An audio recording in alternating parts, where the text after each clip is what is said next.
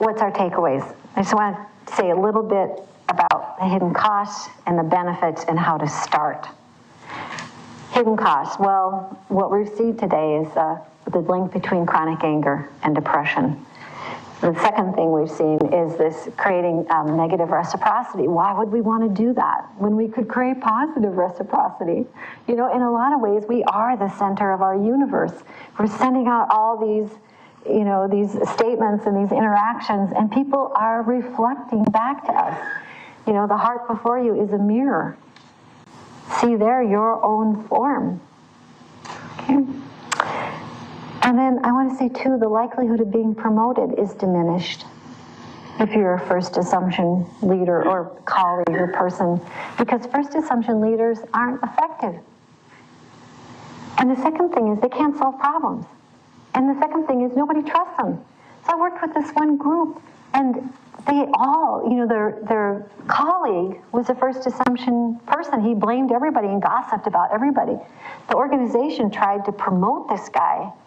And one by one, every person went into the HR office and said, I'm not working for him. He's a gossip and a backstabber. And so they had to go outside the organization to replace him, to find another leader. Benefits: less anger, less depression, better health, being able to solve those problems at stage one instead of losing control and watching it spread through the organization. Having alliances that last a lifetime, never having to say we used to be friends, and then your legacy, what people say about you. Because the behaviors that destroy positive cultures, they seem so harmless. In fact, for many, many decades, those behaviors were encouraged, and they look like this. You know, and I can tell you that's the beginning of the end of the relationship. So again, here's the enemy. It's not the people. It's these thinking patterns and behaviors. Here's our antidote to maintaining these relationships in groups over a lifetime, because this is the only pathway, you know, to this thing that we all want, which is that sense of connectedness. So, because, you know, when we get there, so here's what we need to get connected. We need warmth and eye contact and voice tone to do that. So 3 ways to begin. One way you can do it, again, just start going down to the other end of the continuum, practice appreciation, thanking people, you know, get a gratitude practice going in your life. The second thing is now you can start using your emotions as information.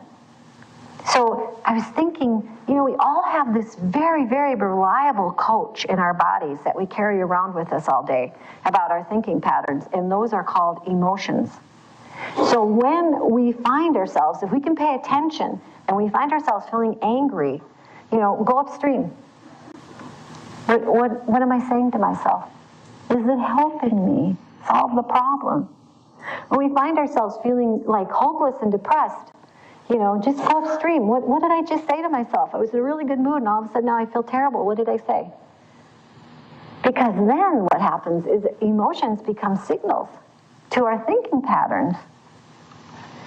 And the third thing you can start doing is that when you do get frustrated, so example, you're behind a car that's not moving, you will make an assumption, and you will save yourself and everyone around you so much heartache if you just assume there's a reason. So for me, in getting over my bad habit of flooding, the thing I worked myself to was, as soon as I started feeling irritated, I took that as a signal. And then I just said to my brain, okay, I want to get curious instead. Don't give me this stuff. This is going to make me mad. Help me think about why would a reasonable person do that. And a steady diet of that is what happens is we end up feeding the right dog, because we can go either way, you know? And we first feed it in ourselves and get that, you know, so we've got really good discipline in our thinking. And then we can use it with each other, feed the right dog in each other. And then, and I'm not over-exaggerating here when I say this, we can take it out into the world and into our country that desperately needs an understanding of what we talked about here today.